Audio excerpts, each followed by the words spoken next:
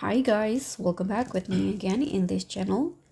In today's tutorial, I'm going to show you how you can catch the Captain Puffer fish in Fish It Roblox.